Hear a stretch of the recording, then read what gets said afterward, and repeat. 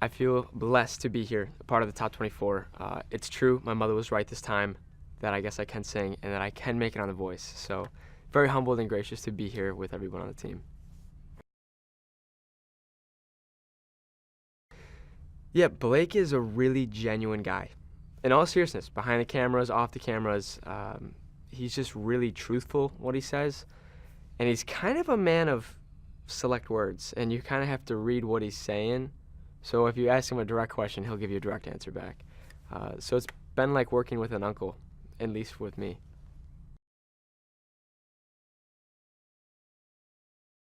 So there are two things that Blake has said that stood out. The first is he wants me to enunciate my words, and the reason why that stands out is because my father has been yelling at me to do that. But I'm like, Dad, I think it sounds good, but this is the second time, so I'm like, all right, I'm done. Enunciate my words. And the second thing is he likes when my voice gets raspy at the top end, which for jazz is not, I guess, usual. So I was like, that's interesting. Maybe that's a uniqueness to my voice.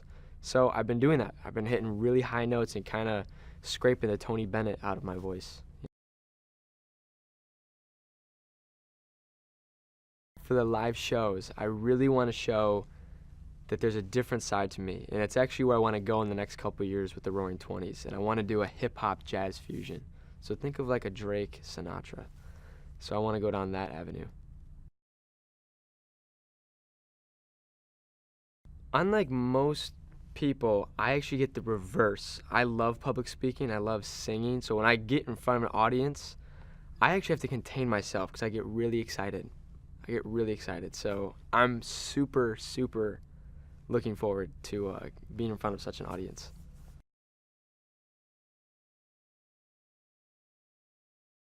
Going into the lives, the one thing I think I'm least looking forward to is kind of seeing some of my peers maybe being super upset if something doesn't go their way. And that's from the heart, you know. Because after this show is such a platform, it's so great, and it builds us up to succeed. And I don't want any of my friends that once, all of us have to leave at some point, but once we leave to just kind of drop and not, start walking the walk and doing what you're supposed to do.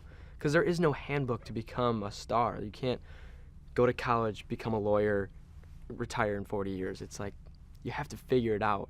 But The Voice, is the highest prestige that you can get. The one thing I'm truly surprised about, not that I had any doubts, but everyone has skepticism about it. The Voice is very genuine and very truthful. How you see it is how it happens. There's no gimmicks. There's no nonsense behind the scenes. Like, a lot of people are working, a lot of heads, a lot of thoughts on this whole project. So I would say I was most surprised to see how well it comes together and how authentic it is. I think the biggest takeaway from the show and I'm saying this in a selfish way, the biggest takeaway from the show means that my voice, personality, looks are marketable. For a company to invest that much time and effort to pull viewers would mean one thing for myself and all my friends here on the show, and that means we all can succeed, and we are helping make the show great. Hey Rochester, New York, this is Austin Giorgio representing the hometown and all of upstate New York. Stay tuned, we have a lot of great things coming. Thank you all for the support. We'll see you soon.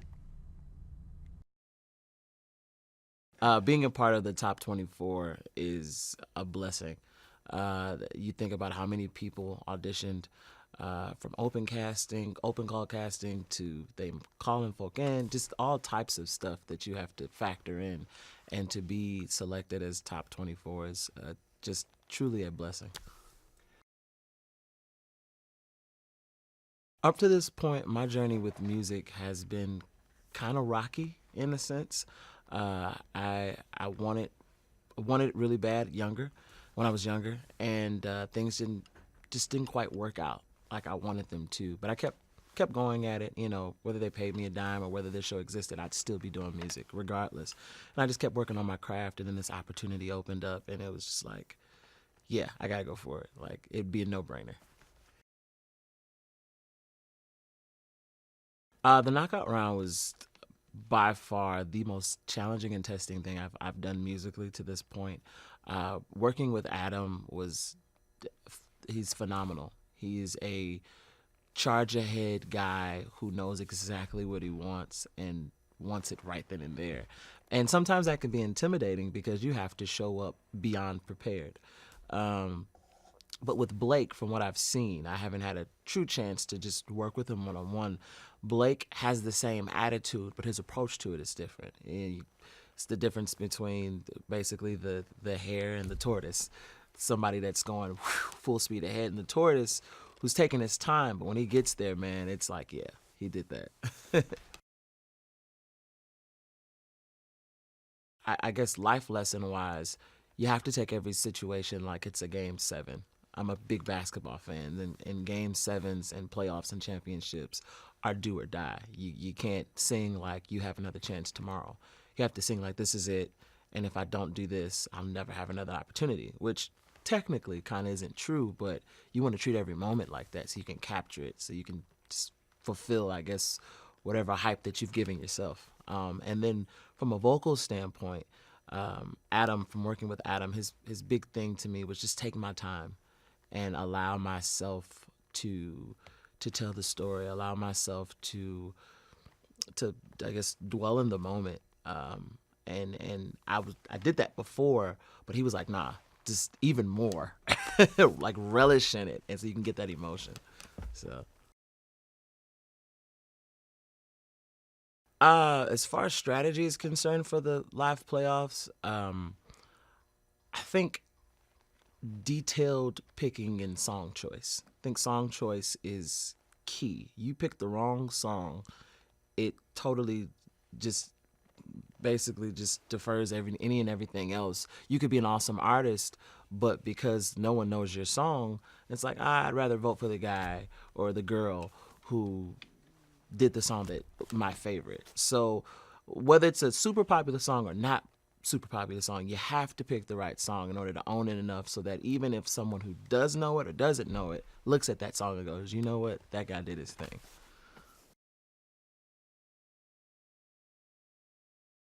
One of my biggest takeaways, enjoy yourself. At the end of the day, it's just music. Uh, Literally, enjoy yourself. Have fun, whether you go forward or you don't. If you're going to go out having fun.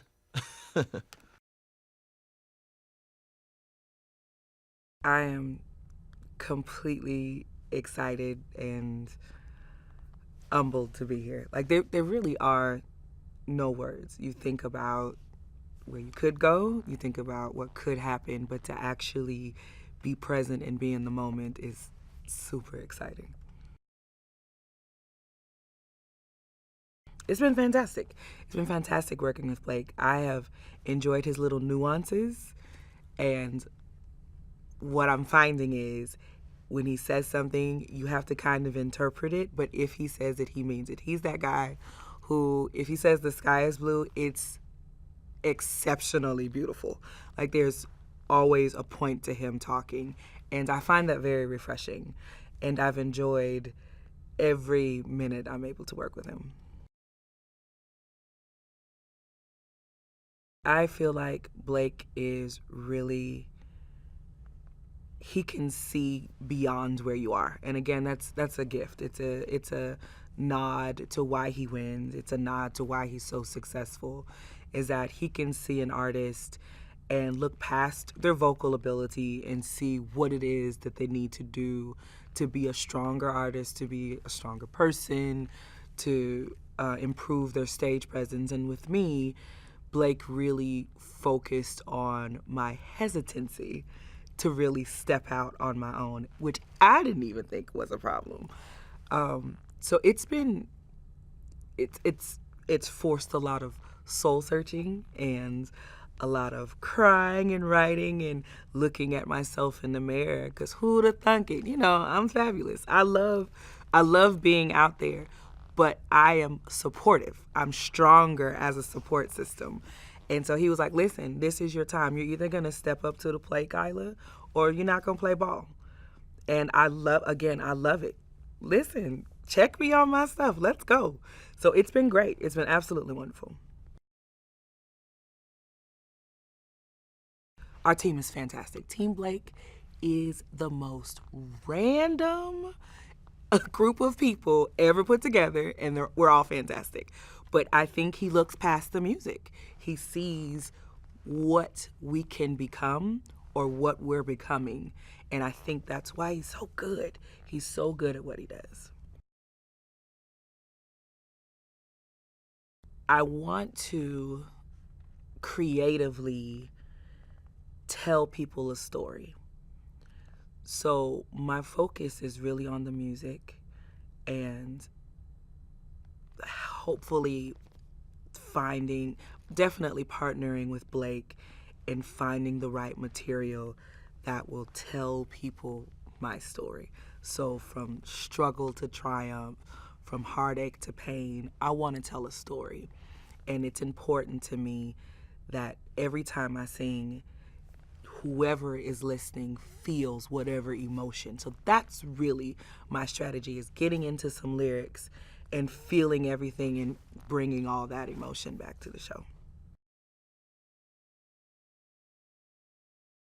My takeaway would definitely be that I was made for this. And again, win or lose, you learn who you are.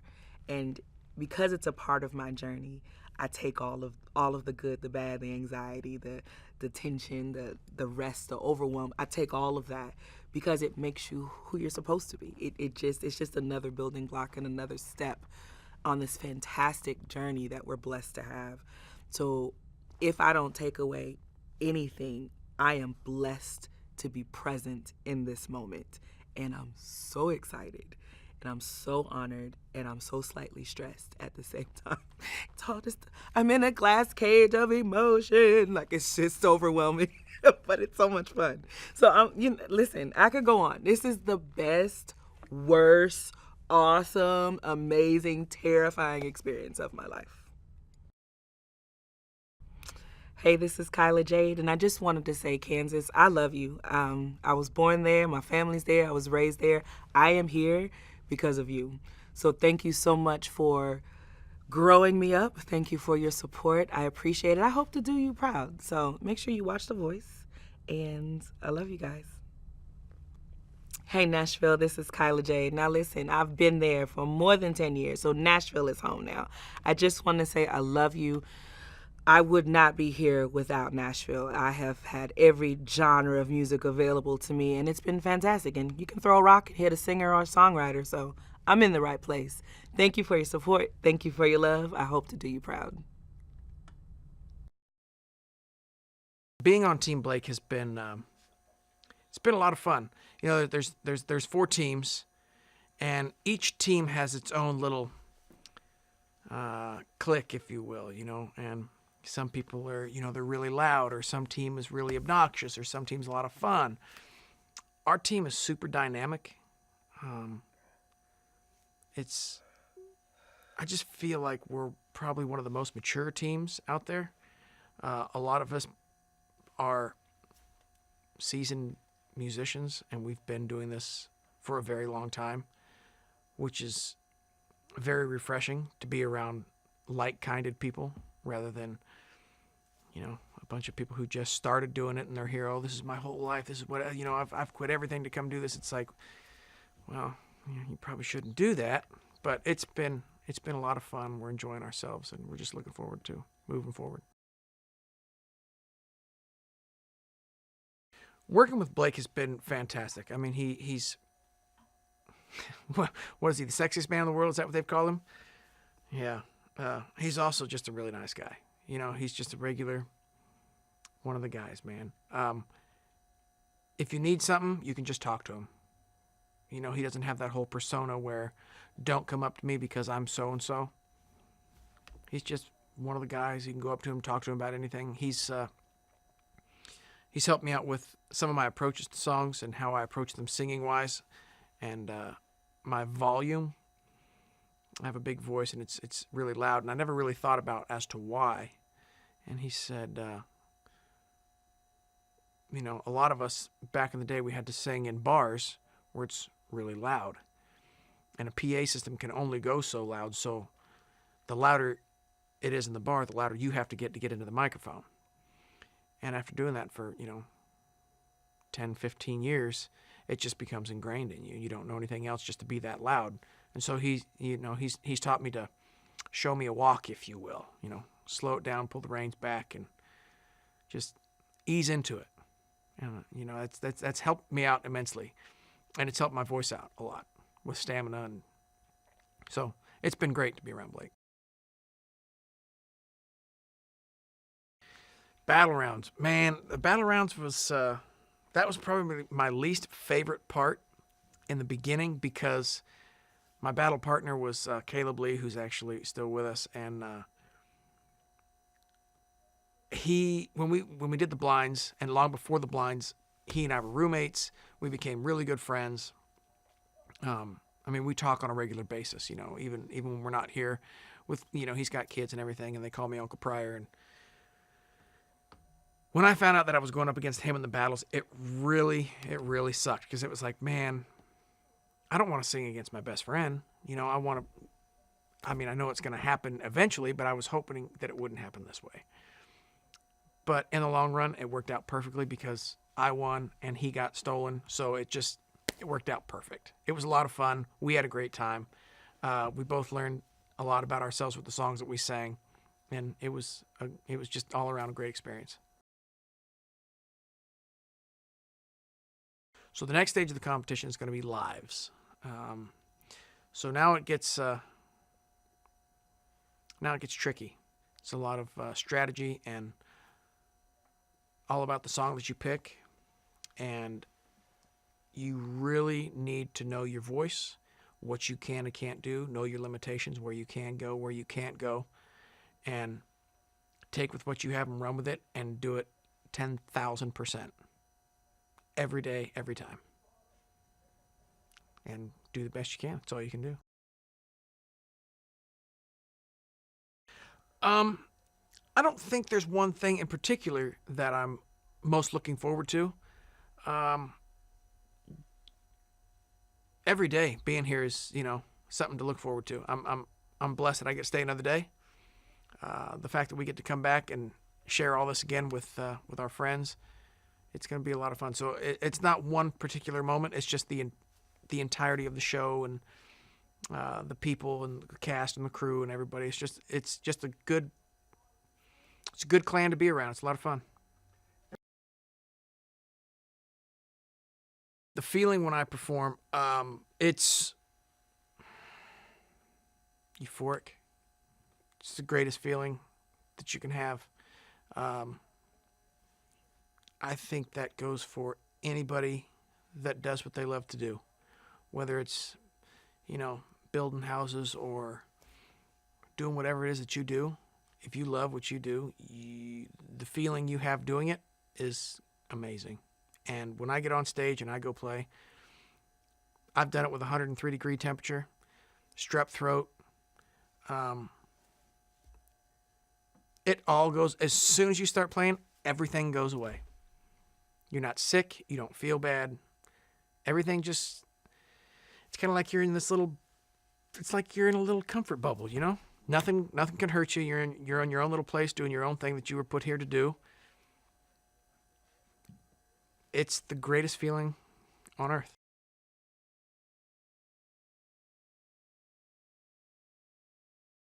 I'm so honored.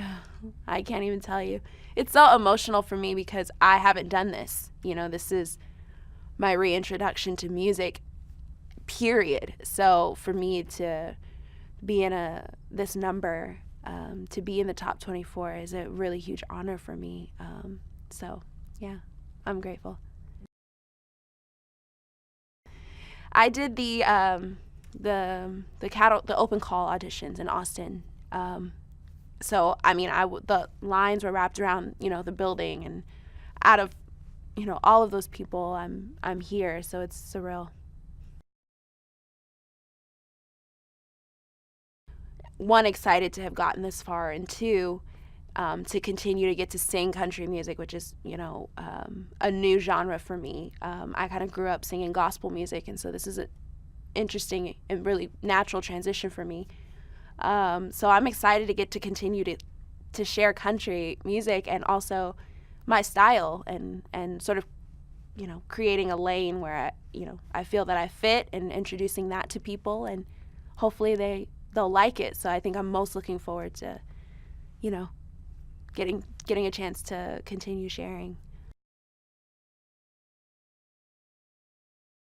Every part of this experience has been new for me, so it's like an unwrapping of a new gift each round, each next step in the process. So I'm excited to know and find out what I'll learn during the live shows, and to get a chance to be around people again who are just incredibly talented and learning from them as well. So I think I'm also looking forward to that too. But I'm always nervous. You're always apprehensive about things that are unknown, but this is a good unknown.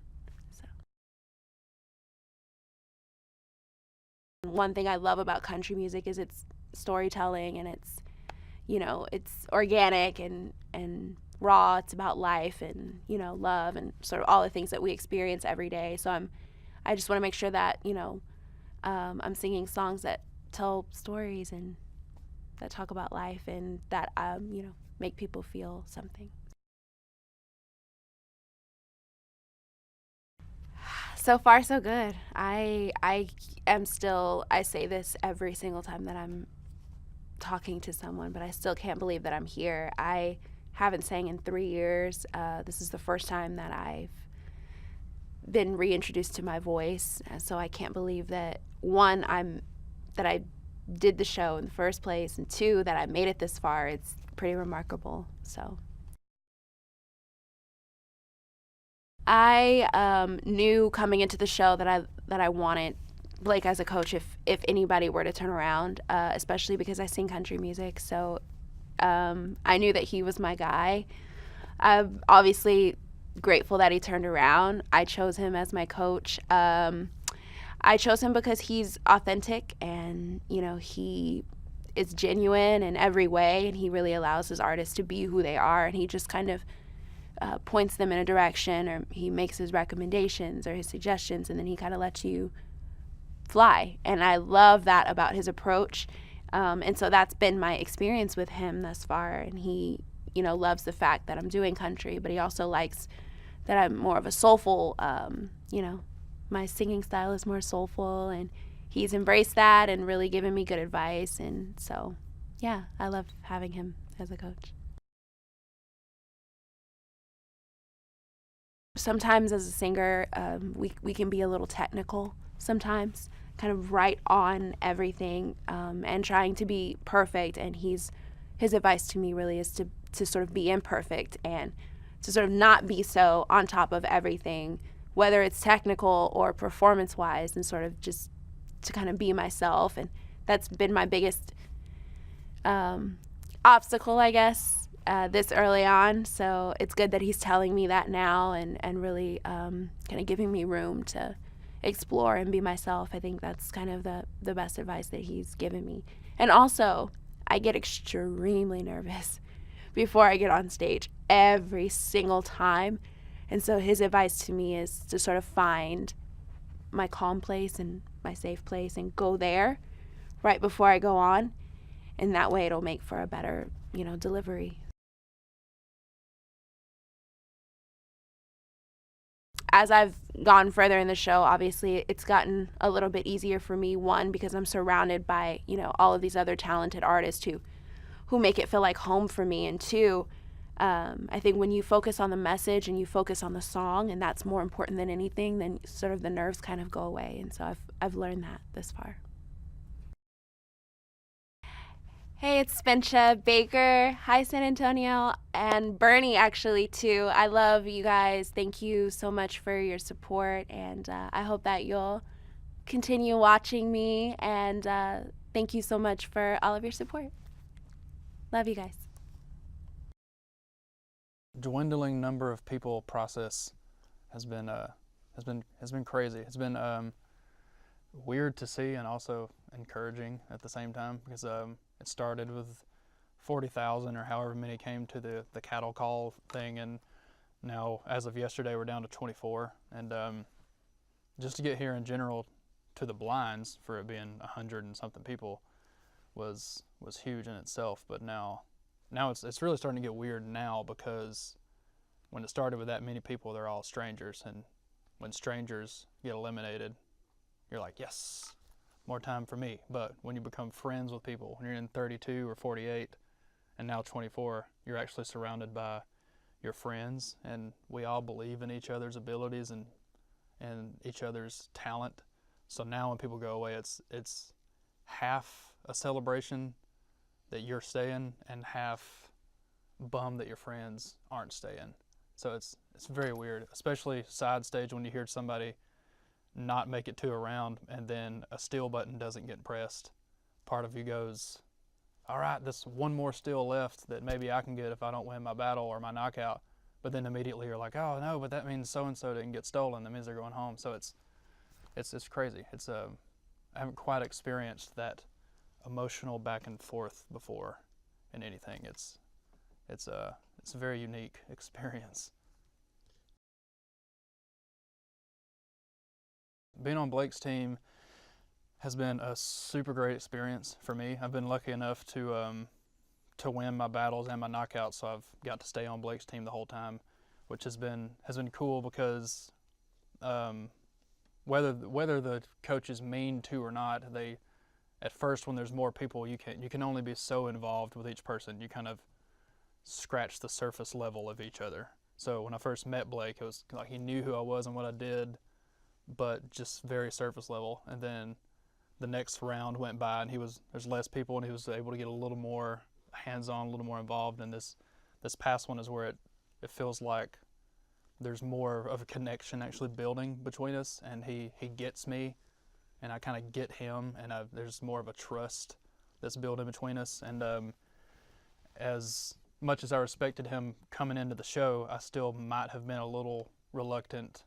If he were to give me some piece of advice that I didn't necessarily see for myself, I might have been a little reluctant to take it, just being the fact that it's like, well, you don't really know who I am as an artist, so maybe that won't actually work for me. But now that I know him better, and I trust him and see that what he says is always applicable in some fashion, that if he were to say anything to me that I wouldn't necessarily agree with on the surface at this point, I know that it's something that I should probably take to heart and try to make something out of. So it's been really cool and encouraging, as just to be able to work with him in general. But I am starting to feel a little bit where he's kind of influencing me to kind of go for things a little harder, or even if it's just he's really encouraging me to kind of trust my own instincts and just do what I do, which has been it's been really cool.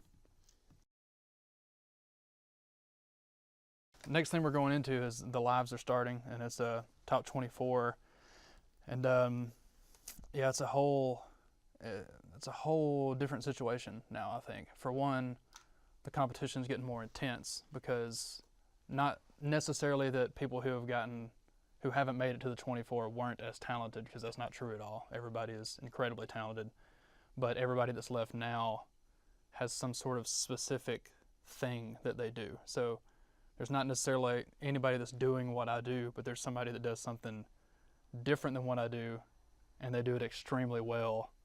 And there's a lot more of a back and forth competition of competing with somebody who does something else as well as you do what you do. So it's a little harder, like for me to compete with a guy who sings kind of a rock edge or even a country kind of thing.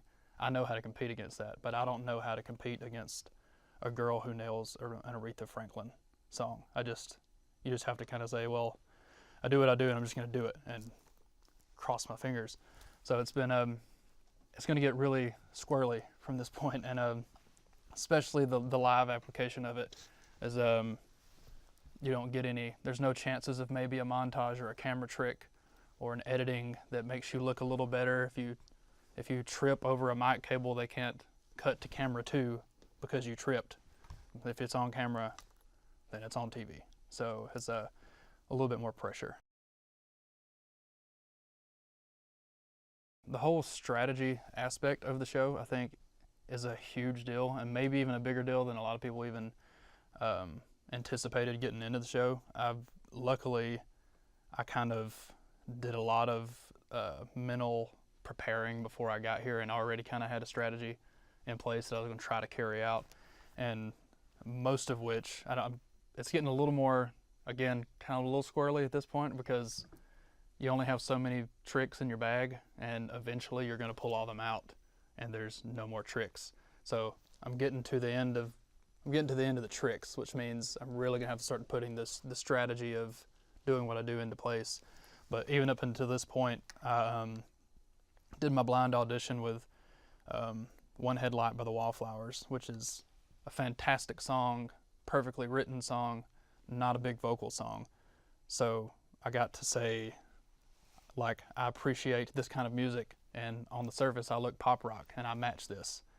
And then went into the Chris Stapleton song, which is a more highly revered from both a vocal standpoint and a songwriting standpoint, and it's a very hard song to sing. So I got to establish myself a little more as a vocalist.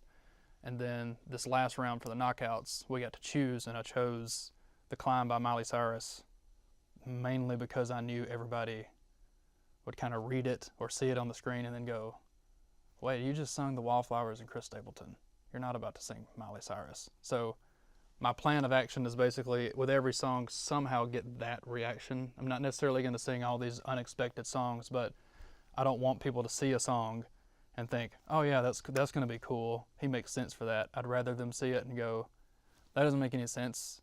How is he going to pull this off? And then afterwards be like, that actually made total sense. I get it now. Like, I want to kind of flip the script on people and then show them how I do that like myself.